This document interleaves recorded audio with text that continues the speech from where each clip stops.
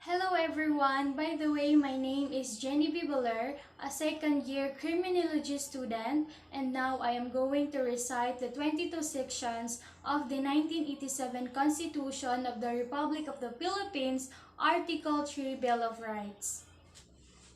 Section 1. No person shall be deprived of life, liberty, or property without due process of law, nor shall any person be denied the equal protection of the laws. Section 2. The right of the people to be secure in their persons, houses, papers, and effects against unreasonable searches and seizures of whatever nature and for any purpose shall be inviolable, and no search warrant or warrant of arrest shall issue except upon probable cause to be determined personally by the judge after examination under oath or affirmation of the complainant and the witnesses he may produce, and particularly describing the place to be searched and the persons or things to be seized. Section 3. The privacy of communication and correspondence shall be inviolable except upon lawful order of the court, or when public safety or order requires otherwise as prescribed by law. Any evidence obtained in violation of this or the preceding section shall be inadmissible in any proceeding. Section 4. No law shall be passed abridging the freedom of speech, of expression, or of the press, or the right of the people peaceably to assemble and petition the government for redress of grievances. Section 5. No law shall be made respecting an establishment of religion or prohibiting the free exercise thereof, the free exercise and enjoyment of religious profession and worship without discrimination or preference shall forever be allowed. No religious test shall be required for the exercise of civil or political rights. Section 6. The liberty of abode and of changing the same within the limits prescribed by law shall not be impaired except upon lawful order of the court, neither shall the right to travel be impaired except in the interest of national security, public safety, or public health as may be provided by law. Section 7. The right of the people to information on matters of public concern shall be recognized. Access to official records and to documents and papers pertaining to official acts, transactions, and decisions, as well as to government research data used as basis for policy development, shall be afforded the citizen subject to such limitations as may be provided by law. Section 8. The right of the people, including those employed in the public and private sectors, to form unions, associations, or societies for purposes not contrary to law shall not be abridged. Section 9. Private property shall not be taken for public use without just compensation. Section 10. No law impairing the obligation of contracts shall be passed. Section 11. Free access to the courts and quasi-judicial bodies and adequate legal assistance shall not be denied to any person by reason of poverty. Section 12. Any person under investigation for the commission of an offense shall have the right to be informed of his right to remain silent and to have competent and independent counsel, preferably of his own choice. If the person cannot provide the services of counsel, he must be provided with one. This right is waived except in writing and in the presence of counsel. No torture, force, violence, threat, intimidation, or any other means which vitiate the free will shall be used against him.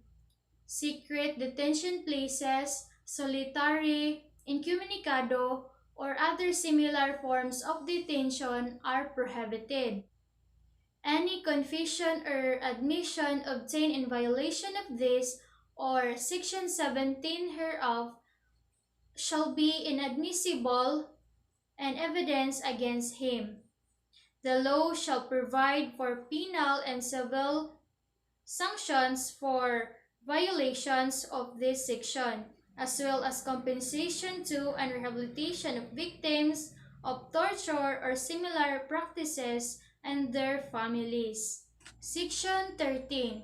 All persons except those charged with offenses punishable by reclusion perpetua when evidence of guilt is strong shall, before conviction, be bailable by sufficient sureties or be released on recognizance as may be provided by law.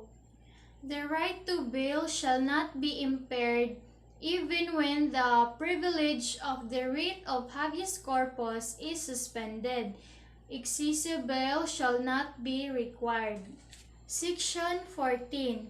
No person shall be held to answer for a criminal offense without due process of law.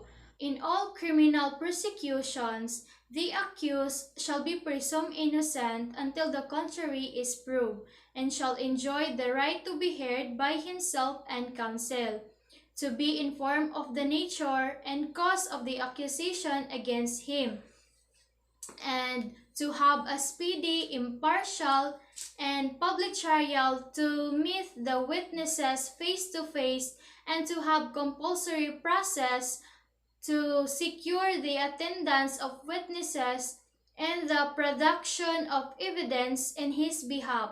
However, after arraignment, trial may proceed notwithstanding the absence of the accused, provided that he has been duly notified and his failure to appear is unjustifiable. Section 15. The privilege of the writ of habeas corpus shall not be suspended except in cases of invasion or rebellion when the public safety requires it. Section 16. All persons shall have the right to a speedy disposition of their cases before all judicial, quasi-judicial, or administrative bodies. Section 17. No person shall be compelled to be a witness against himself. Section 18. No person shall be detained solely by reason of his political beliefs and aspirations. No involuntary servitude in any form shall exist, except as a punishment of a crime whereof the party shall have been duly convicted. Section 19. Excessive fines shall not be imposed, nor cruel, degrading, or inhuman punishment inflicted. Neither shall the death penalty be imposed unless for compelling reasons involving heinous crimes the Congress hereafter provides for it. Any death penalty already imposed shall be reduced to reclusion perpetua. The employment of physical, psychological, or degrading punishment against any prisoner or detainee, or the use of substandard or inadequate penal facilities under subhuman conditions shall be dealt with by law.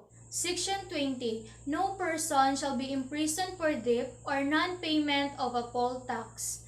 Section 21. No person shall be twice put in jeopardy of punishment for the same offense. If an act is punished by a law and an ordinance, conviction or acquittal under either shall constitute a bar to another prosecution for the same act. Section 22. No ex post facto law or bail of attender shall be enacted. That's all, and thank you.